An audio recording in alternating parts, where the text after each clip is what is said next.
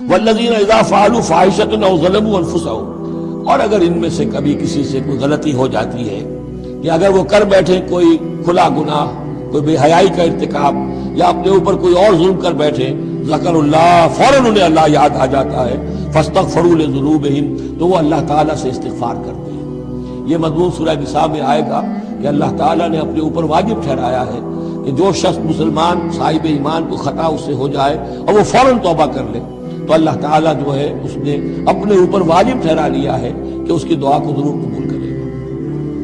وَمَن يَغْفِرُ الذُّنُوبَ إِلَّا اللَّهُ، اور کون ہے جو معاف کر سکے گناہوں کو سوائے اللہ کے۔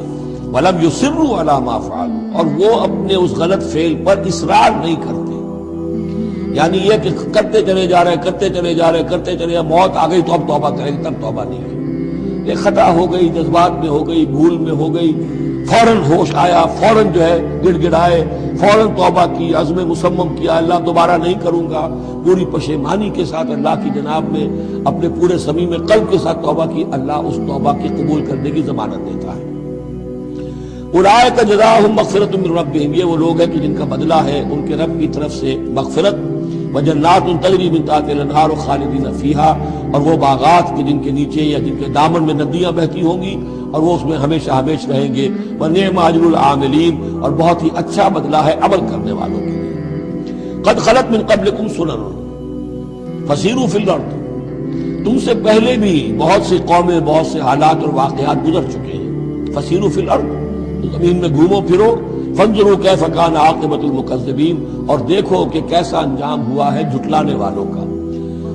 جب ان کے قریش کے قافلے جاتے تھے وہ شام کی طرف، تو راستے میں جو قوم سمود کا مسکن بھی آتا تھا، وہ بستیاں بھی آتی تھیں جن میں کبھی حضرت لوط نے تبلیغ کی تھی، ان کے جو کھنڈرات تھے، تو یاد کرو کہ ان کے ساتھ کیا کچھ ہوا ہے۔ ھذا بیان للناس وھدی وموعظۃ للمتقین، یہ بیان ہے لوگوں کے لیے، وضاحت ہے لوگوں کے لیے، اور ہدایت ہے اور نصیحت ہے متقین کے حق میں۔ ولا تہنوا ولا تحزنوا، یہ آج بڑی اہم ہے، اور نہ کمزور پڑو اور نہ غم کھاؤ۔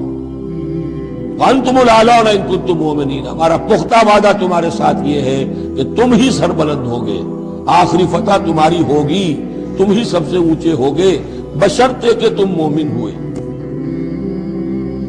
اور اس آیت کا میں حوالہ دیا کرتا ہوں، آج دنیا میں ہم ذلیل ہیں،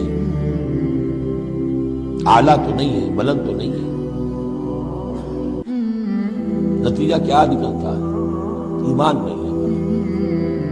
ایک عقیدہ ہے، موروثی عقیدہ ہے، ایمان، یقین والا ایمان، burning faith, living faith, conviction, وہ کہاں ہے؟ یا پھر قرآن اللہ کا کہنا جھوٹ ہے، انتم الاعلون ان کنتم مؤمنین۔ ہو نہیں سکتا کہ امت کے اندر ایمان موجود ہو اور پھر وہ دنیا میں ذلیل و خوار ہو۔ ان یمسسکم قرح فقد مس القوم قرح مثلہ، اب ظاہر بات ہے کہ اتنی بڑی جو ایک چوٹ پہنچی تھی، 70 صحابہ شہید ہو گئے، اس میں حضرت حمزہ بھی ہے، مصعب بن عمیر بھی ہے، انصار کا کوئی گھرانہ نہیں تھا۔ واپس جب آئے ہیں حضور صلی اللہ علیہ وسلم اور مسلمان، تو ہر گھر میں کوہرام مچا ہوا، اس وقت تک میت پر بیان کرنے کی بھی ممانعت نہیں ہوئی تھی، تو عورتیں جو ہے وہ مرثیے کہہ رہی تھی، بیان کر رہی تھی، ماتم کر رہی تھی۔ اس حال میں خود حضور صلی اللہ علیہ وسلم کی زبان مبارک سے الفاظ نکل گئے، اما حمزہ تو فلا بواکی لہ، ہائے حمزہ کے لیے تو کوئی رونے والی بھی نہیں، کیونکہ حمزہ کی کون یہاں خواتین ہیں رشتہ دار، حمزہ تو مہاجر تھے۔ انصار کے گھرانے میں جو خواتین ہیں وہ تو اپنے اپنے مردوں کی، اپنے اپنے شہیدوں کی، مقتولوں کی جو ہے وہ کر رہی ہے، بیان کر رہی ہے۔ اس پر پھر انصار نے جا کر اپنے گھروں سے خواتین کو حضرت صفیہ کے گھر بھیجا، حضرت حمزہ کی ہمشیرہ، کہ وہاں جا کر تعزیت کرو۔ تو بہرحال دکھ تو محمد کو بھی پہنچا ہے صلی اللہ علیہ وسلم، آخر یہ حساس دل تھا آپ کا، پتھر کا کوئی ٹکڑا تو نہیں تھا سینے کے اندر، جو بھی زخم پہنچی ہے۔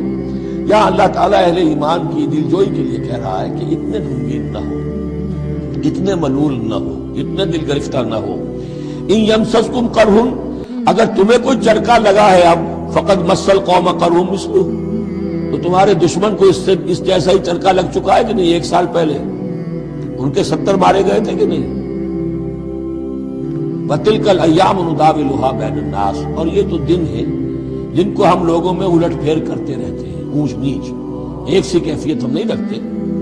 وَلِيَعْلَمَ اللَّهُ الَّذِينَ آمَنُوا، اور یہ اس لیے ہوتا ہے کہ اللہ دیکھ لے کہ کون حقیقتاً مومن ہے، اس لیے کہ امتحان نہ آئے، آزمائش نہ آئے، تکلیف نہ آئے، قربانی نہ دینی پڑے، کوئی زک نہ پہنچے تو سبھی مومن ہیں۔ پھر تو وہ تو پتہ چلتا ہے کہ کون ثابت قدم رہا، کس نے اپنا سب کچھ لگا دیا، کس نے صبر کیا۔ تو اللہ تعالیٰ جاننا چاہتا ہے، دیکھنا چاہتا ہے۔ وَلِيَعْلَمَ اللَّهُ الَّذِينَ آمَنُوا وَيَتَّخِذَ مِنكُمْ شُهَدَاءَ، اللہ چاہتا ہے تم میں سے کچھ کو مقام شہادت عطا کرے، اپنی گواہی کے لیے قبول کر لے انہیں۔ وَاللَّهُ لَا يُحِبُّ الظَّالِمِينَ، اللہ ظالموں کو پسند نہیں کرتا۔ اگر تمہیں تکلیف پہنچی اس کا یہ مطلب نہیں ہے کہ اللہ تعالیٰ نے کفار کی مدد کی ہے، کفار کو پسند کیا، معاذ اللہ۔ وَلِيُمَحِّصَ اللَّهُ الَّذِينَ آمَنُوا وَيَمْحَقَ الْكَافِرِينَ، اور یہ اس لیے ہوا ہے کہ اللہ تعالیٰ اہل ایمان کو بالکل پاک کر دے۔ یعنی تمہارے ہاں اب خاص طور پر جو انصار مدینہ ہیں، جو ابھی ایمان لائے ہیں، ان میں کچھ کچے بھی ہیں، پکے بھی ہیں۔ اللہ چاہتا ہے کہ وہ پوری طریقے سے پک بھی جائیں، اور اگر کوئی کچا ہی رہنا ہے تو وہ کٹ بھی جائے، تاکہ جماعت کی بحثیت مجبوری جو ہے اس کی قوت کو ضعف نہ پہنچے۔ تو پاک کر لینا، تمحیص، بحث و تمحیص میں یہ لفظ ہم استعمال کرتے ہیں۔ بحث کہتے ہیں کھریدنے کو، جیسے جانور جو ہے، کوا جو ہے زمین کو کھریدے گا، پھر جو اسے نظر آئے گا کوئی دانہ ہے یا کوئی کنکر ہے تو علیحدہ کرے گا، اور دانے کو کھائے گا، کنکر کو چھوڑ دے گا۔ تو بحث ہے کھریدنا، اور تمحیص ہے جدا کر دینا۔ جو اس کے لیے ایٹیبل ہے، جس کو کھانے کا اس کے لیے ہے صحیح، اس کو لے لے گا۔ تو اللہ تعالیٰ بھی تمہارے اندر جو گڑبڑ ہو گئے ہیں، کچھ مومن صادق بھی ہے، کچھ منافق بھی ہے، کچھ پختہ ایمان والے بھی ہیں، کچھ کمزور ایمان والے بھی ہیں، تو یہ تمحیص کی ہے اللہ نے، دکھا دیا یہ 300 اور یہ عبداللہ ابن ابی یہ منافق ہیں۔ تمہیں نظر آ گیا نہیں، ورنہ کیسے نظر میں آتا؟ وَلِيُمَحِّصَ اللَّهُ الَّذِينَ آمَنُوا، تاکہ اللہ تعالیٰ اہل ایمان کو بالکل خالص کر دے، وَيَمْحَقَ الْكَافِرِينَ، اور کافروں کو مٹا دے۔ ام حسبتم ان تدخلوا الجنہ، اب یہ آیت تقریباً وہی ہے وہ جو اس سے پہلے ہم پڑھ چکے ہیں، نوٹ کر لیجئے۔ وہاں وہ آیت نمبر 142 تھی، 214، اور یہاں 142 ہے۔ ڈیجٹس وہی ہیں، آگے پیچھے ان کی ترتیب بدلی ہوئی ہے، اور جمع کریں گے تو 7 کا حصہ بنے گا۔ آیت نمبر 214 تھی، ام حسبتم ان تدخلوا الجنہ ولما یاتکم مثل الذین خلوا من قبلکم مستهم الباساء والضراء وزلزلوا حتى يقول الرسول والذین آمنوا معه متى نصر اللہ الا ان نصر اللہ قریب۔ وہی ہے آیت اب یہ، ام حسبتم ان تدخلوا الجنہ، کیا تم نے سمجھا تھا کہ جنت میں داخل ہو جاؤ گے؟ وَلَمَّا يَعْلَمِ اللَّهُ الَّذِينَ جَاهَدُوا مِنكُمْ، ابھی تو اللہ نے دیکھا ہی نہیں ہے تم میں سے کون واقعتاً جہاد کرنے والے ہیں۔ ابھی تو امتحان ہے، ابھی اس کے امتحان اور بھی ہیں، ابھی تو تمہارے لیے بڑی سے بڑی منزلیں، کڑی سے کڑی منزلیں آنے والی ہیں۔ وَلَمَّا يَعْلَمِ اللَّهُ الَّذِينَ جَاهَدُوا مِنكُمْ وَيَعْلَمَ الصَّابِرِينَ، اور ابھی تو اللہ تعالیٰ نے دیکھا ہی نہیں ہے کہ کون ہے تمہارے اندر جو واقعتاً اللہ کی راہ میں صبر اور استقامت کا ثبوت دیتے ہیں۔ وَلَقَدْ كُنْتُمْ تَمَنَّوْنَ الْمَوْتَ مِنْ قَبْلِ أَنْ تَلْقَوْهُ، اور تمہارا حال یہ ہے کہ تم موت کی تمنا کرتے تھے اس سے پہلے کہ وہ ان سے ملاقات ہوئی۔ یہ وہ جو نئے لوگ ایمان لائے تھے اور نوجوان تھے، ان کا تھا ہمیں تو شہادت چاہیے اور ہم تو کھلے میدان میں جائیں گے، یہ اب ان کے اوپر تھوڑا سا تبصرہ ہو رہا ہے کہ اس وقت تو شہادت کا بڑا ذوق و شوق جو ہے اور جوش جہاد اور ذوق شہادت کا اظہار ہو رہا تھا، اب تم نے موت دیکھ لی ہے نا، تو یہ ہے موت اتنی اچھی چیز نہیں ہے، موت اتنی آسانی سے انسان اسے قبول نہیں کرتا۔ وَلَقَدْ كُنْتُمْ تَمَنَّوْنَ الْمَوْتَ مِنْ قَبْلِ أَنْ تَلْقَوْهُ، تم تمنائے کرتے تھے موت کی، شہادت کی، اس سے پہلے کہ اس سے ملاقات ہوتی۔ فَقَدْ رَأَيْتُمُوهُ وَأَنْتُمْ تَنْظُرُونَ، تو اب تم نے اسے دیکھ لیا ہے اپنی آنکھوں سے، نگاہوں سے موت دکھ رہی ہے۔ وَمَا مُحَمَّدٌ إِلَّا رَسُولٌ، اسی میں ایک دفعہ یہ بھی ہو گیا تھا کہ کچھ لوگوں نے یہ کہا کہ جب محمد کا انتقال ہو گیا تو اب کس لیے جنگ کرنی؟ حضرت عمر بھی ہیں ان میں سے، جب خبر یہ اڑ گئی کہ حضور فوت ہو گئے، انہوں نے تلوار پھیر دی بیٹھ گئے، اب کس کے لیے جنگ کرنی؟ تو اس میں کہا گیا کہ یہ تو تمہارا غلط رویہ ہے، گرفت ہو رہی ہے، ہر ایک کے اوپر گرفت ہوگی، پہلی گرفت محمد پر ہو گئی صلی اللہ علیہ وسلم، کیسے لکا من الامر شیء، تو حضرت عمر بہرحال حضور کے مقابلے میں تو کوئی حیثیت نہیں، ان پر بھی گرفت ہو رہی ہے۔ وما محمد الا رسول، اور محمد کچھ نہیں ہے صرف کے سوا کہ وہ اللہ کے رسول ہے، وہ معبود تو نہیں ہے۔ تم ان کے لیے تو جہاد نہیں کر رہے، تم جہاد اللہ کے لیے کر رہے ہو۔ دین کا غلبہ جو ہے وہ اللہ کے دین کا غلبہ ہے، محمد کی حیثیت کیا ہے؟ وہ تو اللہ کے رسول ہے۔ وما محمد الا رسول قد خلت من قبلہ الرسل، اور ان سے پہلے بہت سے رسول گزر چکے. افئن مات، تو اگر وہ ان کا انتقال ہو جائے، او قتلا، یا بالفرض وہ قتل ہو جائیں، انقلبتم علی اعقابکم، تو کیا تم اپنی ایڑیوں کے بل لوٹ جاؤ گے؟ یہی تمہارے دین اور ایمان کی حقیقت ہے. وَمَن يَنْقَلِبْ عَلَىٰ عَقِبَيْهِ فَلَن يَضُرَّ اللَّهَ شَيْئًا، اور جو کوئی بھی اپنی ایڑیوں کے بل لوٹ جائے گا وہ اللہ کو کوئی نقصان نہیں پہنچائے گا. وَسَيَجْزِي اللَّهُ الشَّاكِرِينَ، ہاں اللہ بدلہ دے گا شکر کرنے والوں کو. حضرت عمر چونکہ جذباتی انسان تھے، اس میں کوئی شک نہیں، تقریباً یہی کیفیت حضور کے انتقال پر پھر ہو گئی تھی. ان کی تلوار کھینچ کر بیٹھ گئے تھے، جو کہے گا محمد کا انتقال ہو گیا سر اڑا دوں گا اس کا. وہ تو پھر حضرت ابو بکر آئے، وہ یار غار، ثانی اسلام و غار و بدر و قبر، وہ آئے ہیں. ان کے لیے چونکہ رکاوٹ نہیں تھی، حضرت عمر تو اندر جا نہیں سکتے تھے، حضرت عائشہ کا حجرہ تھا. اب حضرت عائشہ بیٹی ہیں حضرت ابو بکر کی، وہ سیدھے گئے حجرے میں، جا کر چہرے مبارک پر چادر تھی ہٹائی اور آپ کی پیشانی کو بوسہ دیا اور کہا کہ اب دوبارہ موت آپ پر وارد نہیں ہوگی، اب تو حیات جاویدانی آپ کو حاصل ہو چکی. پھر باہر آ کر یہی آیت پڑھی، وما محمد الا رسول قد خلت من قبلہ الرسل افئن مات او قتل انقلبتم علی اعقابکم.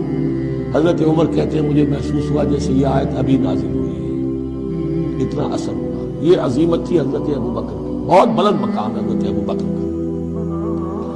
وما کان لنفس ان تموت الا باذن اللہ، اور کسی جان کے لیے یہ ممکن ہی نہیں ہے کہ وہ مر سکے، اس پر موت وارد ہو مگر اللہ کے حکم سے. کتابا مؤجلا، وہ تو لکھی ہوئی شے ہے اجل معین کے ساتھ، ہر ایک کا وقت طے ہے. Death is the best guard, آپ کا باڈی گارڈ جو ہے سب سے بہترین وہ موت ہے. موت کا وقت جب ہے تبھی آئے گی، اس سے پہلے کوئی آپ کے لیے موت لا نہیں سکتا. لہذا سب سے بڑی حفاظت انسان کے لیے خود اس کی موت ہے. وما كان لنفس ان تموت الا باذن الله كتابا مؤجلا ومن يريد ثواب الدنيا نؤته منها، جو کوئی دنیا کا اجر و ثواب چاہتا ہے ہم اسے دیتے ہیں. یہ سورہ بقرہ میں بھی ہم پڑھ چکے تھے حج کے ذکر میں. ومن يريد ثواب الآخرة نؤته منها، اور جو واقعتاً آخرت کا ثواب چاہتا ہے، بدلہ چاہتا ہے، جزا چاہتا ہے اپنے اعمال کی، ہم اس میں سے اس کو دیں گے. وسنجزی الشاکرین، اور شکر کرنے والوں کا کو ہم جزا دیں گے. وَكَأَيٍّ مِّن نَّبِيٍّ قَاتَلَ مَعَهُ رِبِّيُّونَ كَثِيرٌ، اور اے مسلمانوں یہ تمہارے ساتھ جو واقعہ پیش آیا ہے وہ پہلا تو نہیں ہے. کتنے ہی نبی ایسے گزرے ہیں کہ ان کے ساتھ ہو کر ربیون، یہ ربی ربائی جو ان کا یہودیوں کے ہاں آج بھی لفظ چلتا ہے، ربانیون، ربائز، ربی، جو اللہ والے ہیں، اللہ کے ماننے اور چاہنے والے، اللہ کے متوالے، اللہ کے دیوانے. کئی من نبی، کتنے ہی نبی گزرے ہیں، قاتل معہ، ان کے ساتھ ہو کر جنگ کیا، ربیون نے، کثیر، اللہ والوں نے، اللہ کے غلاموں نے، اللہ کے عاشقوں نے. فما وہنوا لما اصابهم فی سبیل اللہ، تو اللہ کی راہ میں جو بھی تکلیفیں ان پر آئیں اس میں انہوں نے جی نہیں ہارا. وما ضعفوا، نہ انہوں نے کمزوری دکھائی. وما استکانوا، نہ ہمت ہاری. واللہ یحب الصابرین، اور اللہ تعالیٰ کو ایسے صابروں ہی سے محبت ہے. تو اے مسلمانوں ان کا کردار اپناؤ اور دل گرفتہ نہ ہو. وما كان قولهم الا ان قالوا ربنا اغفر لنا ذنوبنا واسرافنا في امرنا، اور ان کا تو ہر مرحلے پر یہی قول ہوتا تھا کہ وہ دعا کرتے تھے اے رب ہمارے بخش دے ہمیں ہمارے گناہ، واسرافنا في امرنا، اور اگر ہم سے اپنے کسی معاملے میں حد سے تجاوز ہو جائے، جیسے کچھ تجاوز ہو گیا حضور سے کہ آپ نے وہ الفاظ فرما دیے کیف یہدی اللہ قوما خضبوا وجہ نبیہم بالدم، یا جیسے حضرت عمر سے ہو گیا کہ تلوار پھینک کر بیٹھ گئے. تو اللہ جو اسراف ہم سے ہو جائے، اسراف ہے کسی حد سے تجاوز کر جانا، جائز حد تک خرچ کرنا ٹھیک ہے، آپ اس میں آگے بڑھ جاتے ہیں وہ اسراف ہے. وَإِسْرَافَنَا فِي أَمْرِنَا، بخش دے جو بھی اسراف، جو بھی زیادتی ہم سے ہو گئی. وَثَبِّتْ أَقْدَامَنَا، اور ہمارے قدموں کو جما دے. وَانصُرْنَا عَلَى الْقَوْمِ الْكَافِرِينَ، اور ہماری مدد فرما کافروں کے مقابلے میں. یہی دعا تھی حضرت طالوت کے ساتھیوں کی، یہی دعا تھی جس پر ختم ہوئی وہ دعا کہ جو سورہ بقرہ کے اختتام پر آئی فانصرنا علی الکافرین، وہی دعا یہاں بھی ہے. فآتاہم اللہ ثواب الدنیا وحسن ثواب الآخرہ، تو ان لوگوں کو اللہ تعالیٰ نے عطا فرمایا دنیا کا ثواب بھی، دنیا میں بھی سربلندی دی، فتوحات دی، وحسن ثواب الآخرہ، اور آخرت کے ثواب کا تو بہت ہی عمدہ حصہ ان کے لیے ہے. واللہ یحب المحسنین، اور اللہ تعالیٰ جو ہے ایسے محسنین کو پسند کرتا ہے. یا ایھا الذین آمنوا ان تطیعوا الذین کفروا یردوکم علی اعقابکم، اے اہل ایمان اگر تم ان لوگوں کا کہنا مانو گے جنہوں نے کفر کی روش اختیار کی ہے، وہ تمہیں تمہاری ایڑیوں کے بل واپس لے جائیں گے، فتنقلبوا خاسرین، اور پھر تم بالکل خسارے والے، تباہ اور برباد ہو جانے والے ہو جاؤ گے۔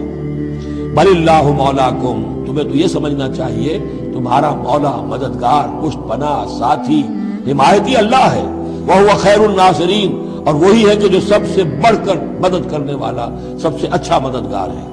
سنلقی فی قلوب الذین کفروا الرعب، ہم ان قریب کافروں کے دلوں میں رعب ڈال دیں گے، بما اشرکوا باللہ، اس سبب سے کہ انہوں نے شرک کیا اللہ کے ساتھ، ما لم ینزل بہ سلطانہ، اور ایسی چیزوں کو شریک ٹھہرایا، ایسی ہستیوں کو یا چیزوں کو جس کے لیے اللہ تعالیٰ نے کوئی سند نہیں اتاری۔ ومأواہم النار وبئس مثوى الظالمین، اور اللہ ان کا ٹھکانہ جو ہے وہ جہنم ہے، اور بہت ہی برا ٹھکانہ ہے ظالموں کے لیے۔ یہ اصل میں اس آیت میں توجیہ ہو رہی ہے کہ وہ کیوں چلے گئے، جبکہ اس درجے ان کو کھلی فتح حاصل ہو چکی تھی، مسلمانوں کو ہزیمت ہو گئی، حضور اور صحابہ جو ہے انہوں نے پناہ لے لی ہے پہاڑ کے اوپر جا کر۔ خالد بن ولید کہہ بھی رہے ہیں کہ اس معاملے کو اب ختم کرنا چاہیے، روز روز کا ٹنٹا جو ہے وہ اب نہ رہے، لیکن ابو سفیان کے اندر دل میں کوئی ایسا رعب اللہ نے اس وقت ڈال دیا کہ وہاں سے وہ چلے گئے، ورنہ یہ کہ واقعتاً اس وقت صورتحال جو ہے مسلمانوں کے لیے بہت مخدوش ہو چکی تھی۔ وَلَقَدْ صَدَقَكُمُ اللَّهُ وَعْدَهُ إِذْ تَحُسُّونَهُم بِإِذْنِهِ حَتَّى إِذَا فَشِلْتُمْ وَتَنَازَعْتُمْ فِي الْأَمْرِ وَعَصَيْتُمْ مِنْ بَعْدِ مَا أَرَاكُمْ مَا تُحِبُّونَ مِنْكُمْ مَنْ يُرِيدُ الدُّنْيَا وَمِنْكُمْ مَنْ يُرِيدُ الْآخِرَةَ ثُمَّ صَرَفَكُمْ عَنْهُمْ لِيَبْتَلِيَكُمْ وَلَقَدْ عَفَا عَنْكُمْ وَاللَّهُ ذُو فَضْلٍ عَلَى الْمُؤْمِنِينَ صدق اللہ العظیم۔ پچھلی نشست میں ایک بات نامکمل رہ گئی تھی۔ حضور کے انتقال کے موقع پر میں نے جیسا کہ آپ کو بتایا کہ پھر حضرت ابو بکر جب تشریف لائے انہوں نے پھر خطبہ دیا، اس میں یہ آیت بھی پڑھی، وما محمد الا رسول قد خلت من قبلہ الرسل افإن مات أو قتل انقلبتم على أعقابكم ومن ينقلب على عقبيه فلن يضر الله شيئا۔ لیکن اس کے ساتھ ہی پھر جو الفاظ انہوں نے خود فرمایا اپنی طرف سے وہ بہت ہی بڑے اہم الفاظ ہیں، اور بڑی سمجھیے کہ ہمت اور جرت کا مظہر ہے۔ من کان یعبد اللہ، من کان یعبد محمدا فإن محمدا قد مات، جو کوئی بھی بندگی کرتا تھا، پوجتا تھا محمد کی، وہ سن لے کہ محمد کا انتقال ہو گیا صلی اللہ علیہ وسلم۔ ومن کان یعبد اللہ فإن اللہ حی لا یموت، اور جو کوئی اللہ کی بندگی کرتا تھا، اللہ کو پوجتا تھا، وہ یاد رکھے کہ اللہ تعالیٰ زندہ ہے، اس پر موت وارد نہیں ہوگی۔ فجر رکوع کے بعد ہم نے 3 آیتیں اور پڑھ لی تھی، قاری صاحب نے وہ ابھی تلاوت نہیں کی ہے نماز میں۔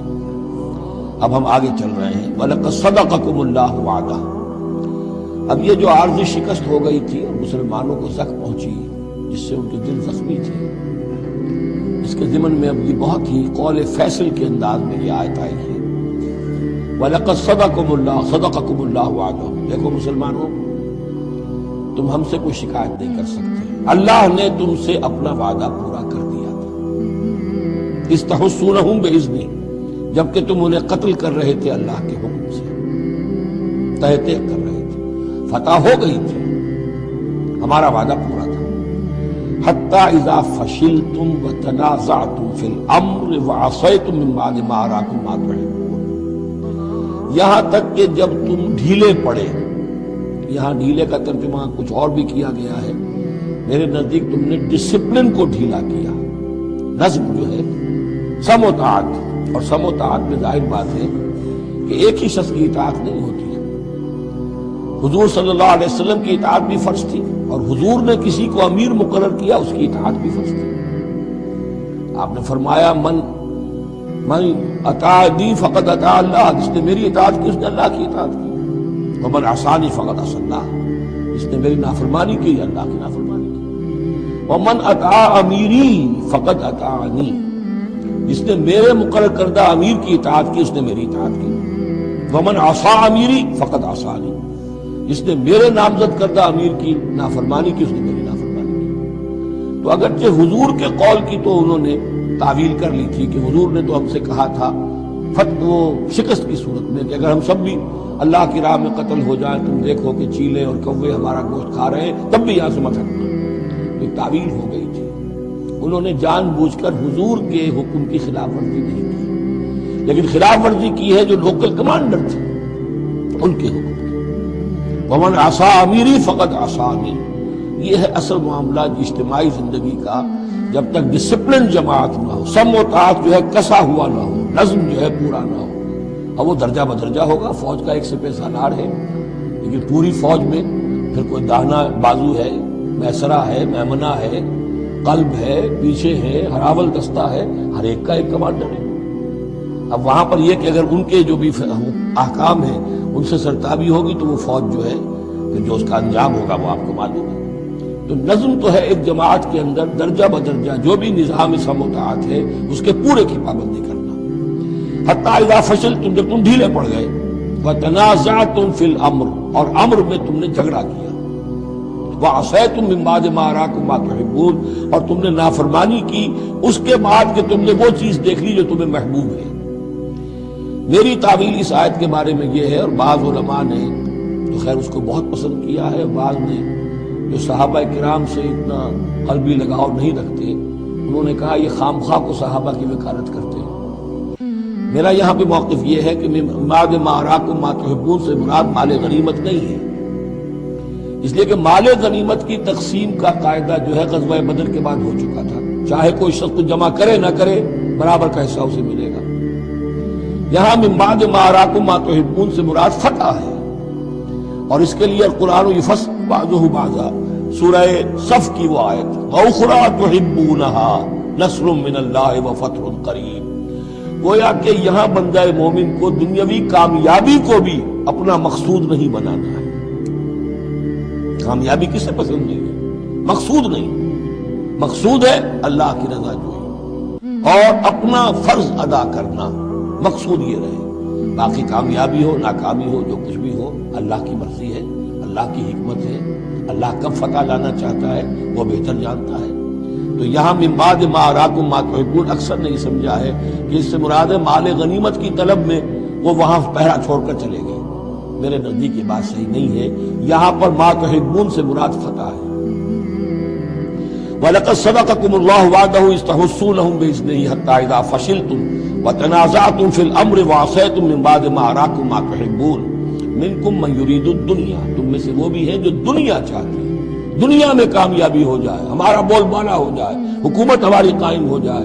مِنكم مَّن يُرِيدُ الدُّنْيَا وَمِنكم مَّن يُرِيدُ الْآخِرَةَ، تم میں وہ بھی ہیں جو صرف آخرت کے طالب ہیں۔ ثم صرفکم عنہم، تو گویا کہ تم ہمیں تو ہم سے شکایت نہیں کر سکتے، کوئی شکوہ نہیں کر سکتے، لیکن جب تم نے یہ کام کیا حتی اذا فشلتم وتنازعتم فی الامر وعصیتم من بعد ما اراکم ما تحبون، اس کے بعد فرمایا ثم صرفکم عنہم لیبتلیکم، پھر اللہ نے تمہارا رخ پھیر دیا ان کی طرف سے۔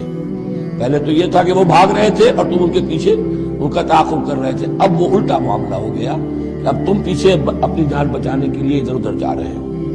لیبتلیکم، تاکہ تمہیں اور ابتلا میں مبتلا کرے، امتحان اور لے تمہارا۔ وَلَقَدْ عَفَا عَنْکُم، لیکن ساتھ ہی معافی نامہ بھی ہے، اللہ تمہیں معاف کر چکا ہے، جو بھی خطا ہو گئی ہے، جو بھی غلطی ہو گئی ہے، کسی سے ہوئی ہے، اللہ نے معاف فرمایا۔ وَاللَّهُ ذُو فَضْلٍ عَلَى الْمُؤْمِنِينَ، اور اللہ تعالیٰ اہل ایمان کے حق میں بہت فضل والا ہے۔ اِذْ تُصْعِدُونَ وَلَا تَلْوُونَ عَلَىٰ أَحَدٍ، جبکہ تم چڑھے جا رہے تھے پہاڑ پر، کوہ احد پر جان بچانے کے لیے، وَلَا تَلْوُونَ عَلَىٰ أَحَدٍ، اور پھر کسی کی طرف مڑ کر نہیں دیکھ رہے تھے، وَالرَّسُولُ يَدْعُوكُمْ فِي أُخْرَاكُمْ، اور رسول صلی اللہ علیہ وسلم پکار رہے تھے تمہیں تمہارے پیچھے سے۔ بھگدڑ جب مچ جاتی ہے تو صورت یہ ہو جاتی ہے۔ حضور کے گرد تو آ گیا تھا، نرغہ کر لیا گیا تھا، اور یہ کہ بعض صحابہ نے اپنے جسموں کو ڈھال کا کام، یعنی ڈھال کے طور پر استعمال کیا ہے، تب حضور صلی اللہ علیہ وسلم کو وہ بچانے میں کامیاب ہوئے ہیں۔ ویسے تو بچانے والا اللہ ہے، لیکن جو وسائل دنیاوی ہیں اس کے اعتبار سے۔ فَأَصَابَكُمْ غَمًّا بِغَمٍّ لِكَيْ لَا تَحْزَنُوا عَلَىٰ مَا فَاتَكُمْ، پھر اللہ تم پر غم کے بعد غم مسلسل ڈالتا رہا تاکہ تم غمگین نہ ہوا کرو اس پر کہ جو تم سے تمہارے ہاتھ سے جاتا رہے، وَلَا مَا أَصَابَكُمْ، اور نہ اس تکلیف پر جو تم پر پڑے۔ یعنی رنج سے خوگر ہوا انسان تو مٹ جاتا ہے رنج، آدمی کو اگر کبھی اتفاقاً ہی کوئی رنج ہوتا ہو ایک تو وہ رنج کا اثر بہت رہے گا، لیکن جب یہ ہے کہ پے بپے رنج آ رہے ہوں، اور سب سے بڑا رنج جو آیا وہ حضور کے انتقال کی خبر جب اڑ گئی تو اپنے تن بدن کا تو ہوش ہی نہیں رہا کہ کسی کو کیا زخم لگا ہوا ہے اور خود اس کا کوئی بازو کٹا ہوا ہے۔ اس طریقے سے اللہ تعالیٰ نے ان کے جو اس وقت کی کیفیت تھی اس میں تخفیف پیدا کر دی۔ واللہ خبیر بما تعملون، اور اللہ تعالیٰ باخبر ہے اس سے جو تم کر رہے تھے۔ ثم انزل علیکم من بعد الغم امنۃ، پھر اس غم کے بعد اللہ تعالیٰ نے تم پر ایک اونگ نیند سی طاری کر دی، نعاسن امنۃ نعاسن یغشا طائفۃ منکم، کہ جو تم میں سے ایک گروہ کے اوپر جو ہے وہ طاری ہو گئی۔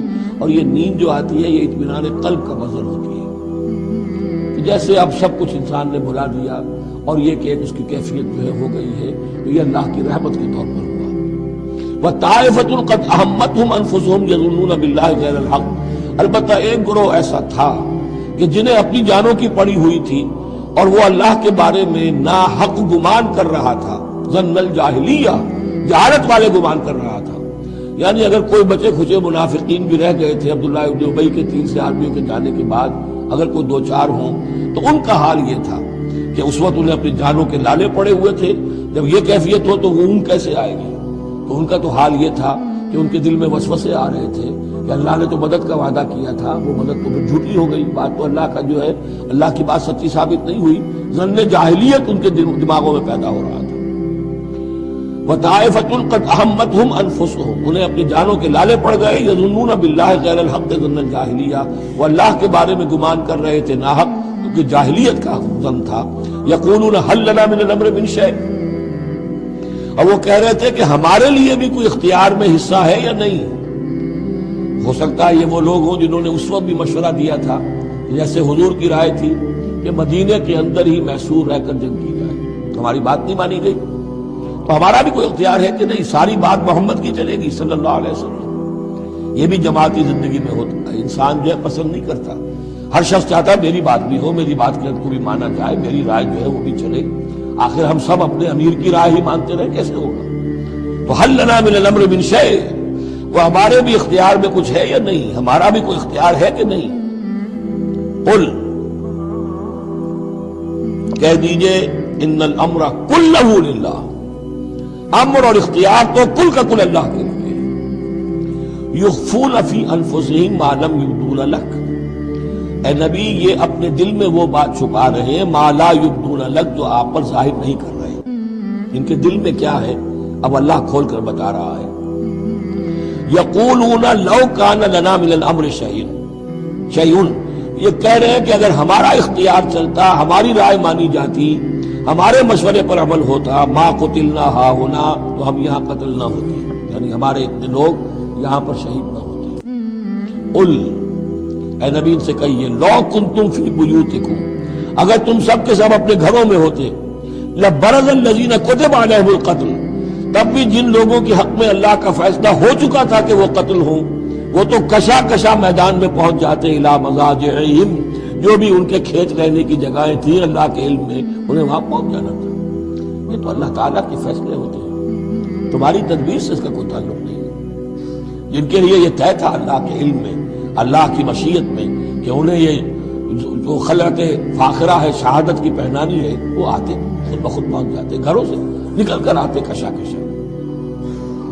وَلِيَبْتَلِيَ اللَّهُ مَا فِي صُدُورِكُمْ، اور یہ تو اللہ تعالیٰ اصل میں چھان پھٹک کر رہا ہے جو تمہارے دلوں میں ہے، اس کی ابتلا کر رہا ہے، آزما رہا ہے۔